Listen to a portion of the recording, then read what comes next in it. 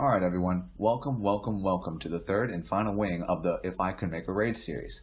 So far we've gone over the first two wings encompassing 6 different bosses, which you should check out if you happen to be starting here. And with the final wing, we have a lot in store. Once again, there will be 3 bosses, the rogue, the shaman, and finally the priest headmaster who started it all. The prospects are promising, so let's get started with the rogue. The rogue, in his subterfuge, managed to sneak right on into the tower school without the headmaster noticing. However, considering how he was not even allowed to come in, why would he have any allegiances to the headmaster? Why would we need to kill the rogue? Well, the thing is that the door to get to the balcony on which the headmaster is located, you need a key. And it was kind of sort of stolen by someone, so it just so happened to be the rogue. Why? He probably wants to prevent us from ruining his gig here in the safety of the tower, and killing the headmaster would put a damper on that, I'd assume. Now with some mechanics. The interesting thing about this boss is that the rogue is actually blind and uses sound from other people and things to traverse around.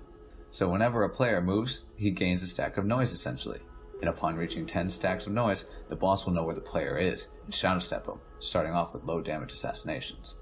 Although, with every subsequent assassination, it will increase in damage by 5%. Sound is not the only mechanic that comes into play for this fight. I initially drew a lot of inspiration from the Cordana fight when I first drafted the rogue, so darkness will also be a mechanic every once in a while. But I'll go over the darkness a little bit later. Let's go over the light abilities first, whenever the room is illuminated. The sound stacks and the eventual assassination mechanic reaches to both light and dark phases, so you do not need to worry about that. But only in the light phase, the tanks will have to deal with a poison that reduces their healing received, so a simple switch will cover it. Not only that, the tanks also have a one-shot mechanic where the boss jumps behind the current tank and begins to channel a garrote around his throat. If the channel is completed, the affected tank immediately dies. The way to stop the boss is to either have a player gain 10 stacks of sound to interrupt the boss so he can assassinate the noisy player, or the raid can choose to use the environment around them. Because the boss is a rogue, I thought it would be pretty cool for this room to be full of treasure, so that the headmaster hoarded alongside the knowledge of Azeroth. So there would be specific valuable items around the room, once destroyed, that have the same effect of a player gaining 10 stacks of sound.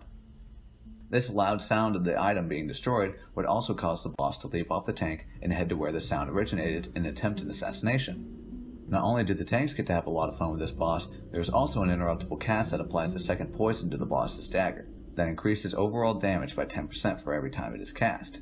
I just wanted to give the melee something to do, really. Death from above also comes into play as the boss targets a random player and goes for a kill from above. His attack also has a 15-yard AoE that erupts from around the player, so everyone has to be wary of whomever is going to get hit. The next ability has the boss jump into the middle of the room and start using blow darts in a circle. The darts themselves are avoidable, but if a player is hit by one of them, he gets a debuff for 1 minute that attempts to slow his heart to a stop, causing immediate death if the stacks accumulated over time reach 25. To mitigate the effects of the poison and prevent your heart from stopping, the player needs to move, so you need to balance the whole idea of balancing your sound and the poison. Moving on to the next mechanic, on occasion, the boss will throw out gold coins into the raid randomly. These coins have a 5-yard ranged effect that causes anyone within the distance, once it lands on the floor, to be bribed by the boss, thus becoming mind-controlled. The difference with this mind control is that the affected player does not actually attack the raid. Rather, he runs to the closest player and yells to get the boss's attention. This yelling will instantly give the other raid member 10 stacks of sound, where the boss will assassinate him while the MC'd player runs to the next victim. But like all MCs, you need to do enough damage to knock him out of it. Now I've gone over quite a few mechanics in terms of the light phase. How does the dark phase actually start? To tell you that, I need to establish the scene. In all 4 corners of the room, there are braziers that light up the treasury. And on the left and right walls, there are 2 torches hung up for extra lighting, apparently. Every minute, the boss will cast Smoke Bomb, and while the smoke is still active, everyone within it will start taking massive damage as the boss is able to move to and fro freely within it. However, the moment the smoke dissipates, the boss will be stealthed, and immediately jump to one of the lit braziers and snuff it out. From there, he will move slowly to the other ones to do the same. For every subsequent brazier after the first one, I'd say it would take about 10 seconds for him to reach the next one. During this time, player has to use AoE or flares or the like to try to reveal the boss's location before he can suffocate any more braziers. If successful, the light phase continues as normal until the next smoke bomb.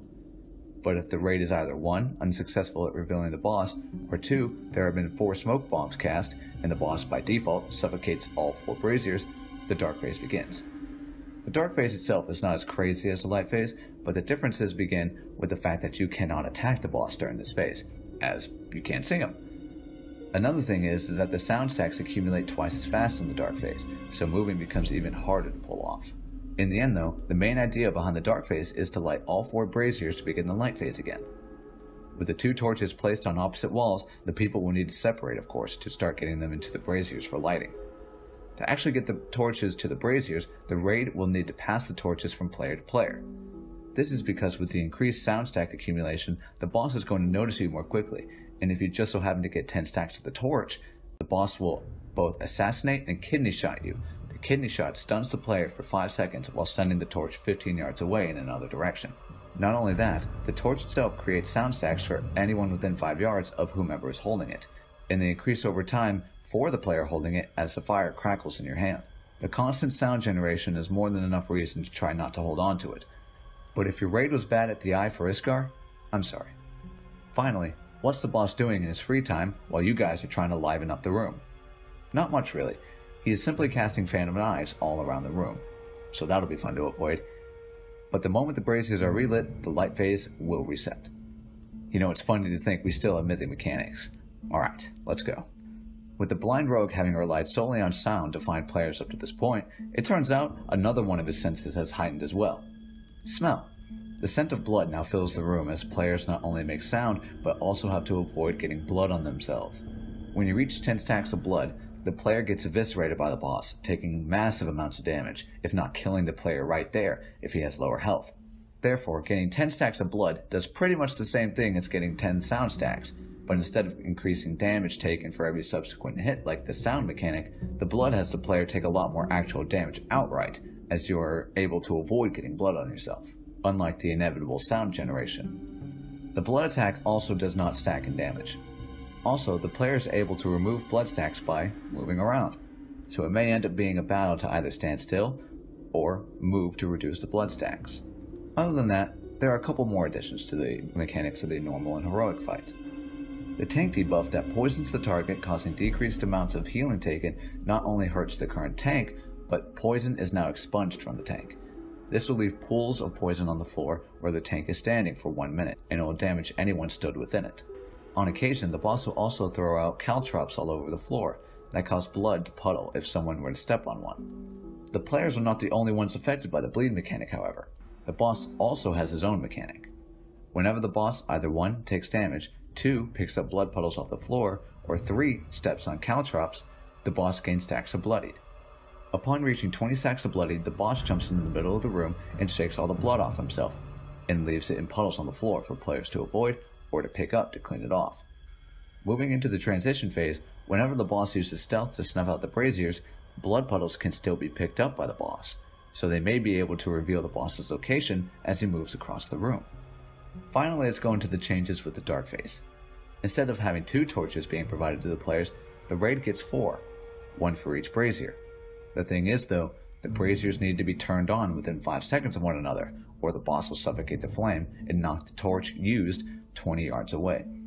The Phantom Knives mechanic that is flying around the room during this phase also now causes players to gain blood stacks if they get hit by it as well. Finally, there are little letter bombs that are placed on the floor occasionally. These bombs emanate a small light, and they will need to be stepped on before they explode, or raid-wide damage will go out. But on the contrary, the bombs also remove any caltrops or blood puddles within 20 yards, as both of them are not removed during the dark phase. And that's just about it for the rogue fight. From there, it's a constant back and forth between light and dark, trying to avoid the blood and sound acclimation for the rest of the fight. Now, let's get on to the shaman. The shaman. This one's a doozy, so get ready. Within the shaman's room, there are 4 totems that represent each of the 4 elements: earth, water, fire, and storm. The shaman starts the fight levitating above the raid, casting elemental blasts at random players, and cannot be attacked until all but one of the totems are destroyed. In each quadrant, there are obstacles that are associated with each of the appropriate elements, depending on which totem the obstacle is guarding. With earth, stalagmites shoot up from the floor in varying patterns that both knock up and damage whomever is hit by them. Water has waves coming in back and forth, side to side randomly, and they require the player to jump over them to avoid getting damaged and pushed around. Fire is pretty simple in that fire rains down and leaves patches on the floor for several seconds that the player needs to dodge in order to reach the totem. Finally, the storm quadrant has tornadoes that move up and around and cause the players to be pushed back to the outside of the storm quadrant. Once again, it's a simple game of bobbing and weaving. In order to get the shaman to stop levitating, the raid needs to destroy all but one of the totems. Each phase lasts 25% of the boss's health, and the unique thing about this fight is that you can choose which phase you want to go into in any order. I'll explain another mechanic that ties into that a little bit later. But let's start with explaining each of the elements' phases, beginning with Earth. Starting with the Earth phase, the boss takes up a suit of earthen armor, with each of its 5 parts having 5% of the boss's health. Each of what I would call sections, i.e. the arms, the legs, and the torso, have a debuff applied to the boss after they are both destroyed, so you need to destroy both arms or both legs for the debuff to be applied. Having the legs destroyed slows the boss by 25%. Going for the arms has the boss damage reduced by 10%, and finally destroying the torso reduces the boss's defense by 20%. Now remember, both of the arms and the legs have to be destroyed for the debuff to be applied. And the same thing goes with the torso, but that's only one part. It is also the case that each section has an associated attack designated to them, and once the section is completely destroyed, these attacks can no longer be used. The first attack involves the arms, as they are rammed into the ground and begin to summon stalagmites in different patterns for the players to avoid, similar to the obstacle guarding the totem. The leg attack causes a raid-wide earthquake that reduces in damage the farther away the player is from the boss. Finally, the torso makes the boss curl up into the ball and roll into the largest group of players, increasing in damage every time you're hit. The last mechanic is the one that affects the environment. Rocks begin to litter the floor over time. This could be caused by 3 different things: his arm stalagmite attack, his torso roll, or a piece of his armor is broken. The rocks are more obstacles than anything else, and can be destroyed by the boss's earthquake ability with his legs. Therefore, it may not be beneficial to destroy the legs completely before the other 2 sections, as they are the only facet to destroying the rocks on the floor, at least until the next phase starts. Talking about the next phase, let's move on to the water mechanics. In the beginning of the phase, waves start to spawn that circle the room, and will continue to spawn the entire phase. Secondly, 3 players are targeted and encased in bubbles of water that drown the player until it is destroyed. There are also water spouts on the floor that, when stepped on, cause the player to shoot up into the air, and that results in major fall damage. Once enough waves have spawned in the room, the boss calls them all in, and like a Mercius, sends a giant wave around the room. The players now have to step on these water spouts to jump over this wave, and as it moves, the wave leaves a layer of water for players to land in, thus avoiding the fall damage. Once the wave has circled the room, the water is drained and the phase repeats until 25% of the boss's health is lost to usher in the next phase. The next element we'll get into is fire. As a constant, the boss will target random players for lava bursts that once it hits the player, a fire patch is left on the floor. Although it does not stop there with the lava burst. Along with leaving fire on the floor wherever the player is standing, the target also explodes with a ring of fire for 30 yards that others around him need to jump over or face the risk of dropping more patches by being hit with the ring. Secondly, the boss will use a fire elemental totem that starts to summon adds that, once killed, also leave patches on the floor. However, the moment the totem is killed, the adds that are alive dissipate and do not leave any fire. The thing is though, once 5 adds have spawned, they coalesce into a giant fire elemental that also starts to rain out fire patches onto the floor until death. Finally, very much like the water phase, every 2 minutes or so the boss will draw all the fire in supernovas for massive unavoidable damage. This is the pop CDs, defensives, and the heal check mechanic. Once the explosion goes out, flakes of fire begin to fall onto the floor that need to be soaked, or they'll once again leave another patch of fire on the floor. So if no flakes are absorbed, the same amount of fire that was drawn in is now back onto the arena, and sets the raid up to have even a worse supernova later, as with more fire, it increases the damage of the attack. Therefore, soak, soak, soak. Finally, let's get into the storm phase. This phase is a little different in that the boss cannot be damaged. Rather, 4 or 5, cannot decide which would be better, capacitor totems are placed around him, and a tornado surrounds the boss. This tornado slowly pushes the raid back towards the edge of the room, where there would be a drop-off that would kill anyone that fell off. This phase is based on coordination and speed as the winds pick up their pace over the duration of the fight. Players that are 30 yards or further away from the boss can be targeted by a bolt of lightning that charges the player up for a 10-yard explosion after 3 seconds. Once hit by the lightning, the player is rooted to the floor in preparation for the discharge to avoid getting pushed back by the wind. The other players in the raid need to be within that 10-yard range to then be charged themselves, repeating the process. Upon reaching one of the totems, the lightning discharges from the player and empowers the totem. This begins a chain reaction that starts to summon tornadoes around the room that fly about randomly until they die off after about 15 seconds. With more totems activated, more tornadoes spawn, and if a player is hit by the tornado, they are thrown around, sent across the room in a random direction. If a tornado is run into, however, it cannot be picked up by any other players, and it is destroyed after throwing the affected player. The tornadoes themselves can also affect the charged player. Therefore, to protect him from the tornadoes that just might happen to come up across him, someone needs to throw themselves into it. Once all 4 or 5 totems are charged, they send out bolts of lightning into the tornado surrounding the boss and immediately do 25% of the boss's health, leading to the next phase or death, depending on the order the elements are selected. Upon death, the boss is not done, as he onks back up to 10% and pops Bloodlust to begin a 30-second elemental cast that will kill the raid in one shot if he does not die. To slow the boss's cast, the players need to destroy a Bloodlust totem that popped up underneath the boss to lengthen the cast by another minute. Lastly, I want to go over why the orders of the elements might be taken into account, as they do more than just change the order of the mechanics. Once a phase is completed, depending on what element is selected for that previous phase, there are residual effects that remain until the next phase is completed. So if the raid were to go in the order of Earth, Water, Fire, Storm, the residual Earth would stay until the Fire phase, and the Water would remain until the Storm phase. So there will never be 3 residual elements at any one point. And these elements have varying effects that make certain mechanics a bit easier or a bit more difficult to manage, as some empower or diminish each other. Let's point out the actual residual effects first before we delve into how they affect one another. The Earth phase leaves rocks on the floor, as the earthquake mechanic could not destroy everything.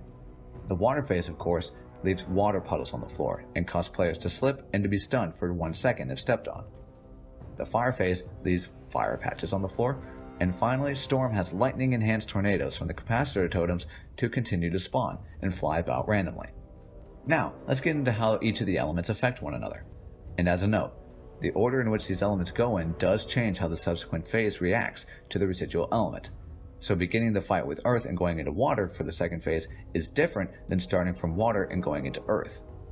I want to explain this right now, in that with each element I'm going to face it as if each of the elements were first leading into the second phase. So the first element I'll go over, Earth, it'll be in the format of Earth leading into the Water for the second phase, Earth leading into Fire, or Earth leading into the Storm.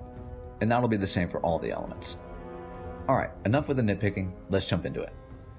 If we were to start with Earth and follow it up by Water, the rocks and boulders left behind would be able to be destroyed by the waves spawned during the Water phase. This frees up areas to move as the boulders impede the player's movement, of course. However, instead of having giant rocks blocking everyone's way, the waves destroying the rocks causes smaller, sharper pieces to be left on the floor that hurt anyone that steps on them. A bittersweet combination. Now, Earth leading into Fire causes anything that causes fire patches to become lava pools instead, if they touch the rocks on the floor. So if an ad were to die right on top of a rock, it would become lava instead of fire. But if the fire does not touch any rocks, it will remain fire patch. These lava pools move slowly throughout the room, and they themselves spawn trails of fire that have the same effect as normal fire patches. So I do not think it would be wise to go into Fire after Earth. Now, Earth going into Storm is a pretty smart idea in my opinion, as the rocks and boulders provide a shield from the pushback. Anyone stood behind the rocks are not affected by the wind. But to counteract this overpowered mechanic, the tornadoes have the ability to destroy the rocks if they manage to run into one. However, the tornado does disappear because of that. Now let's talk about Water. Water going into Earth causes rocks thrown out onto the water puddles to become mud puddles. These mud puddles slow the players by 50%, as long as they remain within the mud, and thereafter slow the player still by 50% for 5 seconds after leaving. Now if the raid decides to follow the Water phase with the Fire phase, any fire patches that spawn on a puddle become pools of boiling water. The player still slips in the boiling water, but instead of 1 second stun, it is 3 seconds as the player starts to panic as they begin to boil and take damage. The upside of this combination is that the puddles absorbing the fire reduce the damage of the supernova ability, as there are less patches left on the floor as the puddles soak them up. It would also be somewhat of a smart idea to let the flakes of fire from that explosion land on the puddles, or to kill the fire elementals on top of those puddles to reduce the amount of patches on the floor. The boiling water does disappear after 30 seconds. Finally, with water leading into the storm phase, the tornadoes, if they touch the puddles, lift up the water and throw it around the room, creating more but smaller puddles. Remember, it is not good to slip while being pushed back by the wind, especially near the end of the phase. Next is fire. When starting with fire going into the earth phase, the rocks that are thrown onto the floor now snuff out the fire patches as they land upon the fire. Fire going into water causes any water puddles that land on fire patches to become clouds of steam that damage anyone who steps within them. These clouds last for about 30 seconds until they dissipate. Lastly, the fire into storm has the wind pushback slowly suffocate the patches of fire on the floor as the wind picks up speed. But if a tornado manages to touch a fire patch, the tornado picks up the flames and it becomes a flaming tornado that moves twice as quickly and lasts for twice as long. The thing is though, the moment someone steps into a flaming tornado, the damage taken is increased due to the fire, and after the player is thrown, the tornado explodes and spreads more fire patches. So I wouldn't suggest going into a storm after the fire phase. Finally, we'll get into the storm reactions. Starting with storm and going into earth, the tornadoes that continue to spawn in this phase can pick up the boulders and throw them in random locations around the room. Another avoid the swirlies. The next is storm into water. Because the tornadoes are enhanced by lightning, if they touch the waves that circle the room, the waves also become electrified and do a lot more damage to anyone that is hit by them. But at the same time, if a tornado does hit a wave, it disappears. The last stretch here is storm into fire. This combination is similar to the fire into storm in that the tornadoes can pick up patches and get those same enhancements. But at the same time, if a tornado hits an elemental, it immediately kills the ad, and it becomes a fire tornado that, like all the other fire tornadoes, dissipate without leaving any fire on the floor, if no one is hit by them. Otherwise, the tornado throws the player and explodes for more patches of fire on the floor. That about covers the shaman, and the best thing about it is that we have not even gone over the mythic mechanics yet. Okay, I already feel bad about what I said concerning the 5-phase fights, as this is, once again, another 5-phase fight. But this is the last one, believe me. Like I did with the druid, I'm going to lower the amount of health required to get into the next phase. With the shaman, each phase lasts only 15% of the boss's health, instead of 25%. The next change comes with the destroying the totems. Once the players destroy all but one of the totems, starting the phase, the remaining totem summons a spirit wolf that emulates the element for that phase. It enhances the boss to where all around it increases damage and defense by 30%. The wolf itself has health equivalent to 5% of the boss's overall health. Therefore, each phase technically lasts 20% of the boss's health, but the wolf and the boss do not share health. The boss by the end of the 4th phase will still be at 40% health. And upon reaching 40%, the boss will attempt to do an elemental blast that would kill the raid. But instead, like the druid, the elements no longer heed the shaman's call. And in his desperation, the boss draws the blood from the fallen druid demon hunter boss from the floor below and drinks of it to become Fel infused. He now has the power of warlocks. By taking the power of Fel, the boss immediately loses 10% of his health and is now down to only 30%. And the boss, for the first 15%, so 50% of this phase, summons an infernal mount that acts similarly to the earthen armor. Instead, this time the arms share health and the legs share health, whittling the amount of sections from 5 to 3, each encompassing 5% of the boss's health. While mounted, the boss himself will cast Doom on random players. This is a dispellable dot that increases in damage the longer it remains on the player. Once Doom is dispelled, it leaves cracks on the floor that erupt with Felfire whenever the boss causes earthquakes with his legs. Similar to the rock mechanic that leaves boulders on the floor as the boss takes damage, whenever the infernal mount takes damage, Fel crystals fall from his body. These crystals do not appear as often as the normal rocks or boulders would during the earth phase, but the crystals spawn infernal adds for every minute that they remain on the floor. Therefore, destroy those crystals. Lastly, the infernal mount will choose a random quadrant and smash his arms into the ground, causing Fel crystals to shoot up from the floor, spawning 3 more Fel crystals in that affected quadrant. Once the first 15% is gone, thus killing the infernal mount, the boss immediately summons 3 portals for imps to spawn from. At the same time, rain of fire falls onto the floor, spreading Fel flame patches. Concerning the imps, there are two types. One is a fire imp that makes patches of fire appear underneath random players, and the other one spreads the agony debuff, which I'll go over in a bit. Two of the three portals that come in during the last 15% spawn fire imps, while the third portal spawns agony imps. The boss himself only does two things during this phase. One, cast agony on players. The agony debuff is permanent throughout the rest of the fight and causes anyone affected by it to be hit by the boss's next ability, Chaos Bolt. This Chaos Bolt increases in damage the more people are hit by them. While both the boss and the agony imps are interruptible, the boss increases his attack speed for every time he is interrupted until his next Chaos Bolt is cast out. At this point, it is merely a matter of trying to get the boss killed before his Chaos Bolt destroys the raid or before fire engulfs the room. And that finally does it for the shaman fight. I said it would be quite a doozy, but now here we are moving on to the last boss, the Headmaster, the sole reason why we are here to begin with. We will now face the Priest. The final boss of this instance, the Priest. This fight revolves around the idea of managing stacks both of light and void. The first thing the boss does at the start of the fight is apply a power word shield upon himself that encompasses 20% of his health. Immediately thereafter, the boss summons angels to fly over the raid that drop angelic feathers on the floor. They do what they normally do in game, provide a speed buff, but at the same time has another effect that increases the player's light stacks. More on that in a bit. Now, it may be strange why the boss would summon ads that essentially help the raid by providing a buff. However, the angels are not there to enhance the raid. There is a second ad of pure light that has the sole purpose of cleansing void stacks off of players, which we'll go over later. And these ads of light can also pick up the feathers for a speed boost. If you couldn't already guess, the raid needs to kill these ads of light before they reach anyone with void stacks, because the void is important for this phase. While the raid whittles down the boss's shield, there will be orbs of light that travel from the edge of the room to the boss. If any of the orbs reach the priest, they revitalize the shield by 5%. There are also several outcomes for these orbs of light. If the player himself decides to absorb it before the boss can get that 5% heal, the player immediately gains 10 stacks of light out of the 100 max. Secondly, if the orb is quote-unquote destroyed, it in turn becomes an orb of void energy that continues to move towards the boss. This is where the void stacks come in, as the player then needs to absorb the void orb to gain 10 stacks of void. If the light orb manages to reach the boss, of course, he gets that heal, but at the same time, if the void orb manages to reach the boss without anyone soaking it, the void orb is immediately dissipated into nothing. Therefore, wasted effort.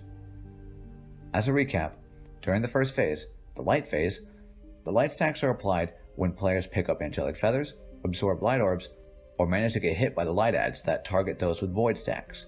And to get void stacks, the only way in this phase is to destroy light orbs and then absorb the void orb that remained.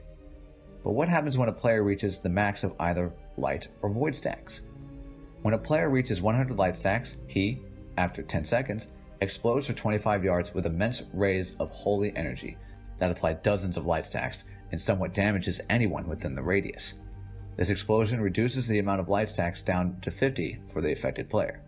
Now, while it is unlikely that anyone would reach 100 void stacks during this phase, if anyone does manage to absorb that many void orbs, the player is mind controlled after 10 seconds, as he loses his sanity. All the raid needs to do is damage the affected player to under 50% health, and the player will return to 50 void stacks. Although, there is another way to prevent either of these effects from happening. If someone reaches 100 stacks of either light or void, he can then try to absorb the opposite type of stack during the 10-second interval. So if someone is about to become insane and mind-controlled, if you can quickly run into something that applies light stacks, the insanity can be stopped. The same goes with the light explosion. When it comes to having either light or void stacks, applying the opposite stack does not immediately wipe away all the previously attained stacks for your essence. So if someone has 50 void stacks and absorbs a light orb, gaining 10 light stacks, his void stacks are reduced by 10 down to 40. Once again, same thing applies to the light.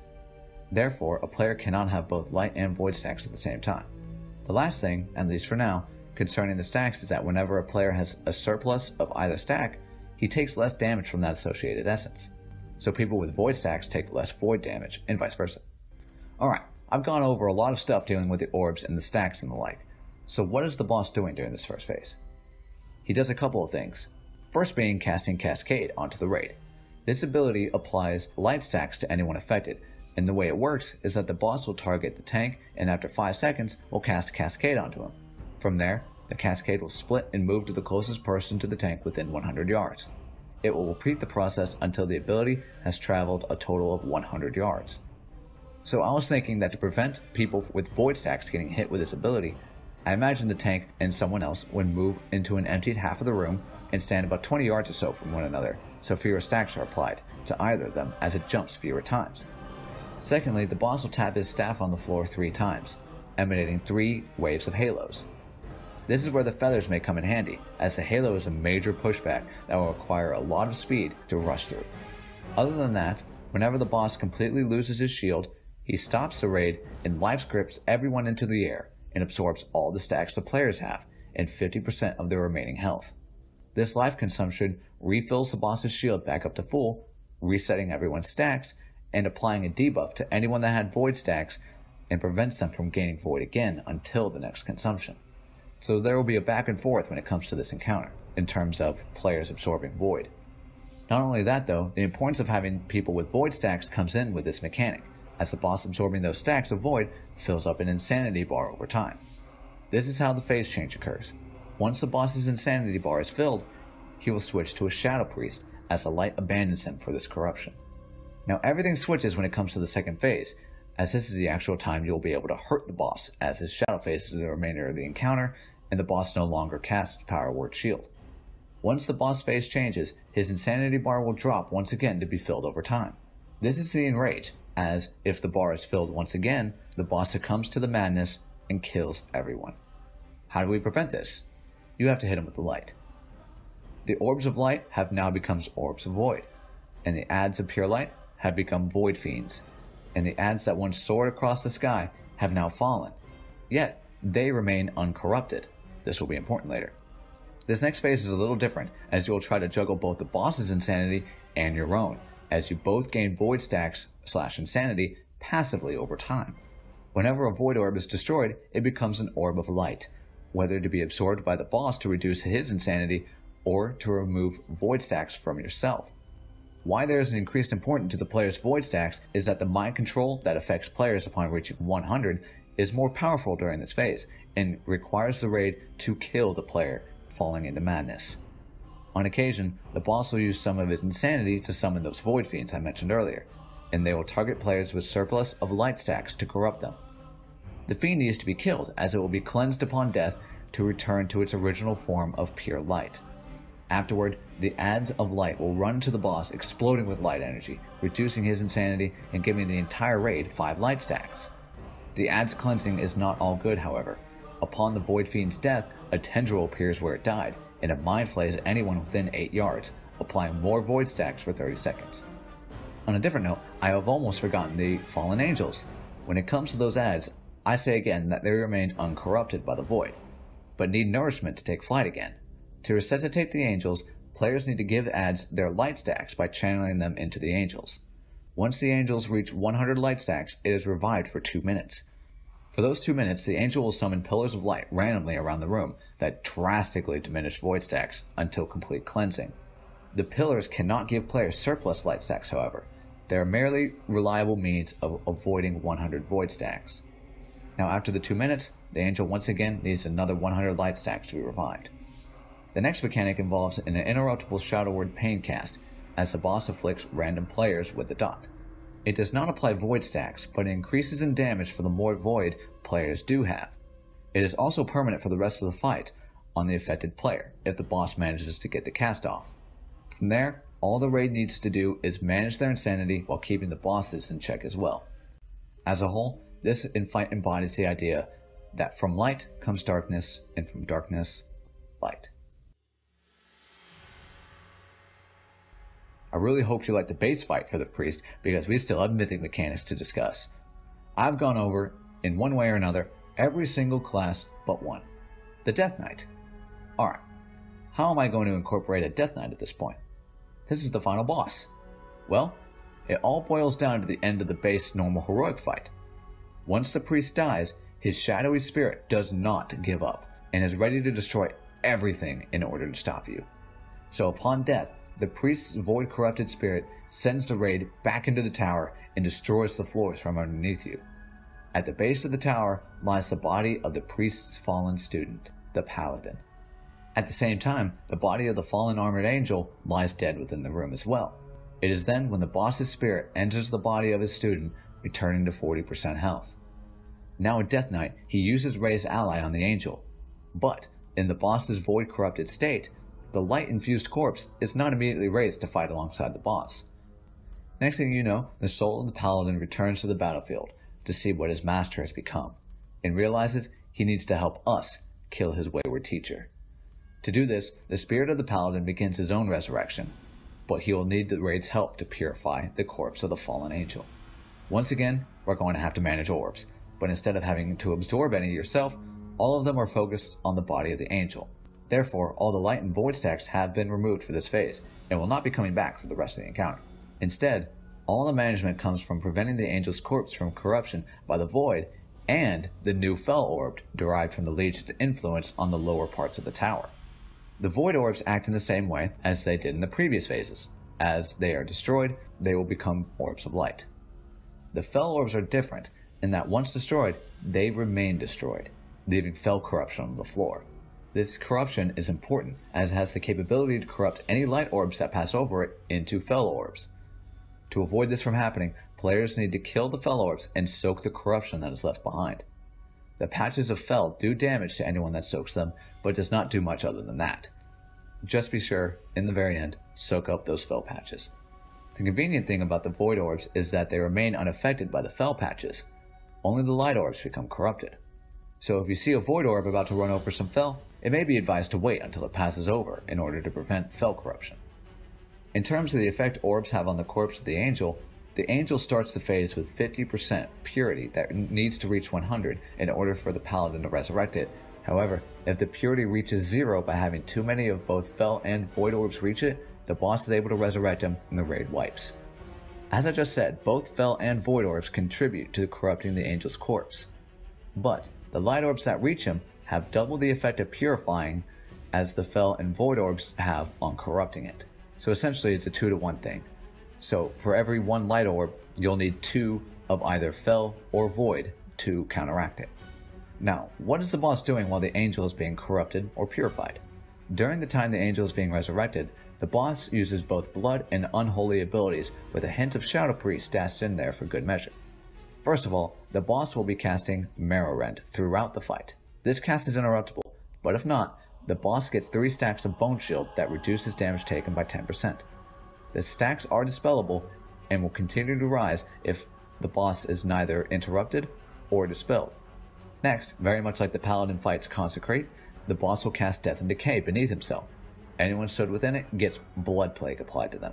This is a simple dot that stacks for every ability the player is hit by that also applies to Plague. The next ability is a double whammy in that the boss uses Gorfien's Grasp on anyone within the 30-yard radius. In 5 seconds after the grasp, the boss will cast Blood Boil within 15 yards. Blood Boil also applies Blood Plague, so if you're getting hit by both Blood Boil and Death and Decay, you're going to have a bad time with the Plague stacks. The boss is not done making everyone sick, however. He also selects 3 random players for Festering Plague. Festering Plague causes anyone afflicted with the disease to congeal festering wounds over time. Every 2 seconds, the player gets another festering wound, and upon reaching 5 wounds, or after 10 seconds, the player's wounds pop for 5 yards around him. If anyone is within the range of the popping wounds, they themselves also get Festering Plague. The last method of spreading these plagues comes with the passive summoning of bug swarms. These swarms appear around the room and, like the tornadoes from the shaman fight, fly about randomly for 15 seconds until they dissipate. If the swarms manage to touch anyone, the affected person gets both blood and Festering Plague applied to them, and the plagues stack the longer the player remains in the swarm. Finally, the last part of the phase comes in as every minute the boss will use that little bit of Shadow Priest influence and cast Devouring Plague on the raid. It mirrors the Life Grip Life Consumption ability from the Priest base fight, but instead of absorbing health, the boss will devour, guess what? The plagues!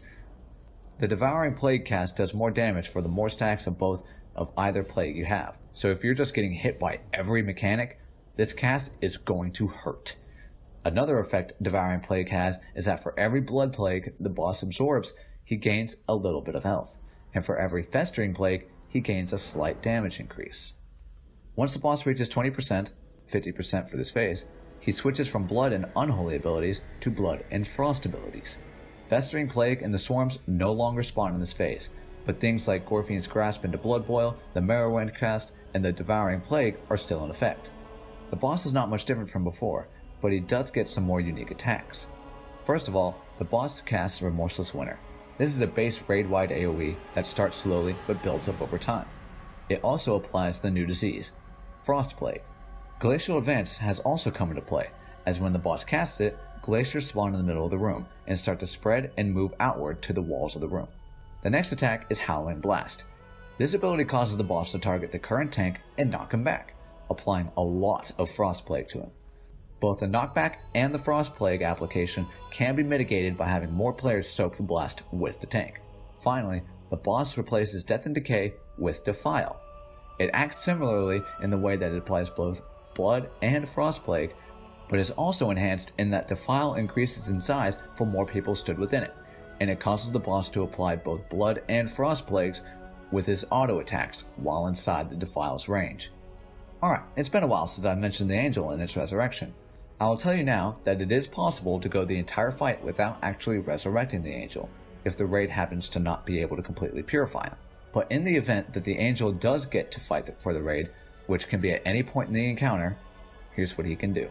Once the Angel is purified, the soul of the fallen paladin enters its body and allows a player to ride its shoulder and act in the same way one did with the construct in the Sokrathar fight.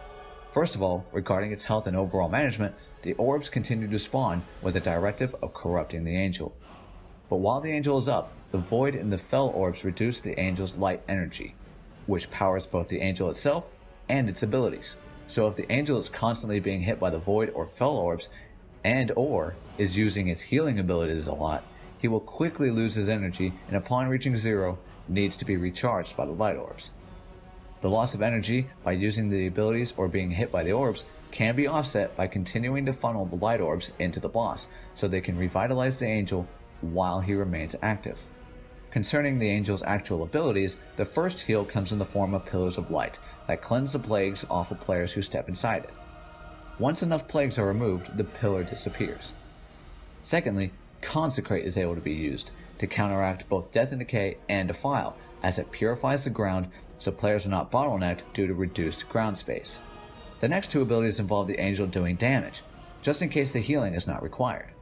The third ability is the Paladin's Spear attack that summons a spear of pure light and it throws it at the boss, returning it to the Angel's hand, doing damage both ways. The final ability the Angel can do is one last Angelic Martyr. Very much like the Paladin fight, this makes the Angel split up into many different Angels and pelt the boss with their bodies, exploding for light damage, causing the boss to lose 10% of his health. This sacrifice can only be done if the Angel is at full energy, and it prevents him from being resurrected again, unlike being brought down by losing all of its energy would allow. And that just about covers the priest fight. From there you would continue to manage your plagues and try to stay alive until the final boss finally falls. What an adventure this has been.